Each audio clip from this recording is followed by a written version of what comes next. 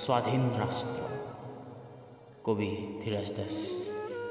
ৰজাই মাৰিলেও মাৰিব, কাটিলেও কাটিব, মোক এখন ৰাষ্ট্ৰ লাগে, স্বাধীন ৰাষ্ট্ৰ। হিন্দু, ইছলাম, জৈন, শিখ অথবা খ্ৰীষ্টানৰ বাবে নহয়, সেই ৰাষ্ট্ৰ মানুহৰ বাবে।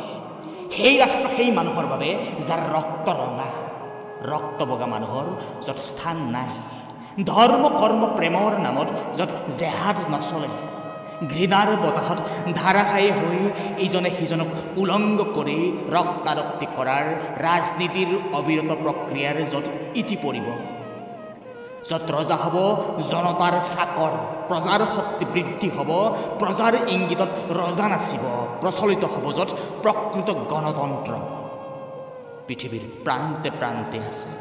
পাহৰিব খুজিও পাহৰিব নোৱাৰা তেজৰ দাগ সনা সহস্ৰ কথা জীৱিত মানুহ দহনৰ মৃত্যুৰ মহাৰত শান্ত হ'ব। বাৰুদৰ স্থানত হ'ব বৃক্ষৰোপণ, হত্যা লুণ্ঠন আৰু জঘন্যতাৰ কলা ডাৱৰ সমাজ আকাশৰ পৰা আঁতৰি যাব। শান্তিৰ প্লাৱনে গঢ়িব মানুহ আৰু মানুহৰ মাজত সুখৰ ছন্দত ঢৌ তোলা এক সম্বন্ধ। সন্দেহ আৰু ঘৃণাৰ পূজাৰী য'ত প্ৰেমৰ ভয়ত কঁপিব থৰ থৰ, সিহঁতৰ বাবে সেই দেশত নাথাকিব এটিও ঘৰ। অজগৰ ৰূপী ধৰ্ম বেপাৰীৰ হ'ব অৱসান, এক ৰাষ্ট্ৰ এক ধৰ্ম, আৰু সেই ধৰ্ম হ'ব আমাৰ কৰ্ম। পাৰিবি গঢ়িব পাৰিবি তেনে এখন স্বাধীন ৰাষ্ট্ৰ?